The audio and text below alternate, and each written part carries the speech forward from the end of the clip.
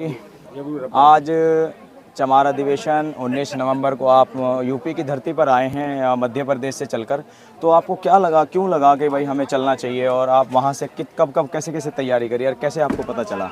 हमारी चमार जाति है ना, गुरु रविदास जी से संलग्न है, उन्हीं के विचारों पर अमल करती है।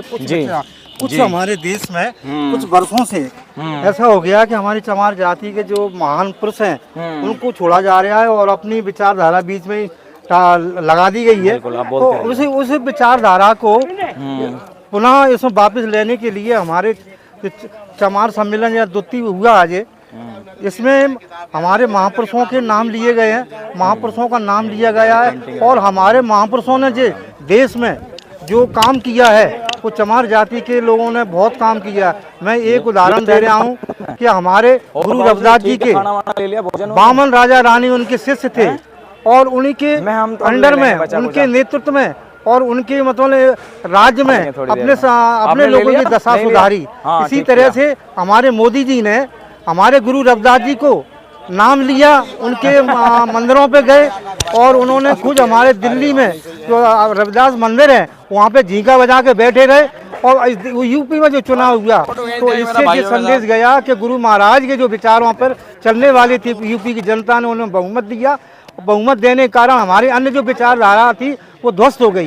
तो इससे है कि हमारे गुरु रविदास जी के मानने वाले देश में महान लोग हैं, पूरी देश की जनता है, उनके विचारों पे चलने वाली है। यदि विचारों को यदि भटक गए थे तो पुनः मालूम है देश के प्रधानमंत्री ने ये माना गया कि हाँ गुरु रविदास भी है। और गुरु रविदास के साथ साथ कबीर साहब का, वाल्मीकि जी का उन्होंने नाम लिया, उनके कारण ये सत्ता आई, अन्य विचारधाराओं को ध्वस्त हो गई। इसलिए मैं कहना चाहता हूं कि गुरु रविदास जी महान है और महान के अलावा हमारे चमार जाति के लोगों ने महान, सबसे पहले भारत में हमें अछूतों को किसी प्रकार के अधिकार नहीं थे, ना राजनीतिक थे, सामाजिक थे, आर्थिक थे और ना ही शैक्षणिक थे। इन अधिकारों को हमें लड़ने वाले सबसे प्रथम स्वामी अच्युतानंद जी थे, जो 5 वर्षों से हमें कोई अधिकार नहीं थे। उनकी लड़ाई उन्होंने लड़ी, ब्रिटिश गवर्नमेंट के सामने अपने संघर्ष किया। संघर्ष के परिणाम स्वरूप उनके ज्ञापनों की जांच के लिए साइमन कमीशन गठित हुआ। साइमन कमीशन ने जगह जगह देश में जाकर उनके ज्ञापनों की जांच हुई। साइमन कमीशन ने रिपोर्ट पेश की गई और उसके आधार पर 3 गोलमेज सम्मेलन हुए। सम्मेलन के आधार पर हमारे स्वामी जी ने डॉक्टर BR अम्बेडकर को अपना प्रतिनिधि बनाकर वहाँ भेजा। जब वहाँ पर पृथक निर्वाचन, पृथक आरक्षण का जो प्रस्ताव था सेकंड गोलमेज सम्मेलन में 1931 में, तो बाबा साहब को वहाँ से हटा दिया गया, कहा गया ये नेता नहीं है। इस आधार पर जो पृथक निर्वाचन था, पृथक आरक्षण पर चर्चा नहीं हो पा रही थी, तो इस कारण से स्वामी जी को टेलीग्राम किए। हमारे आदि हिंदू नेताओं ने वहाँ पर टेलीग्राम भेजे।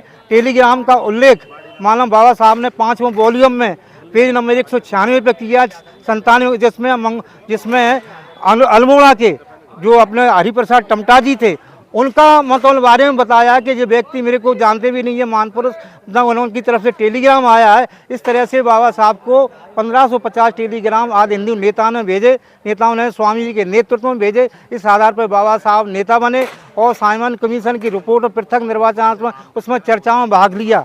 स्वामी जी के आधार पर उनकी मांग के बाद संघर्ष के परिणाम स्वरूप भारत सरकार अधिनियम 1935 बना और 4 अगस्त 1935 को लागू हुआ। उस 1935 में हमारे सभी अधिकार जो थे, जो स्वामी जी ने 17 सूत्री मांगें दी थी, जिसमें नौकरी में आरक्षण था, पॉलिटिकल रिजर्वेशन था, छुआछूत को समाप्त करने का कानूनी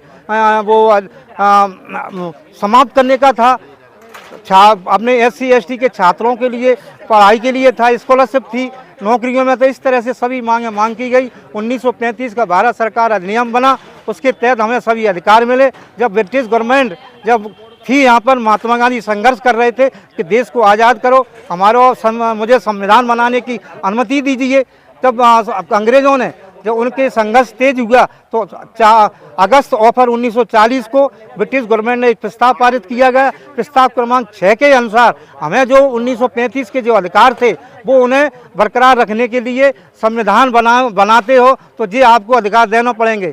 फिर महात्मा गांधी ने इसका कोई विरोध नहीं किया। 14 जून 1945 को भारत सरकार के सामने ब्रिटिश गवर्नमेंट ने फिर शर्त रखी, यदि आपको आज़ादी चाहिए तो ये अधिकार हमें बरकरार रखना पड़ेंगे। ब्रिटिश गवर्नमेंट के जो प्रस्ताव के आधार पर हमें संविधान में जो अधिकार मिले हुए हैं, इसमें किसी का कोई योगदान नहीं है।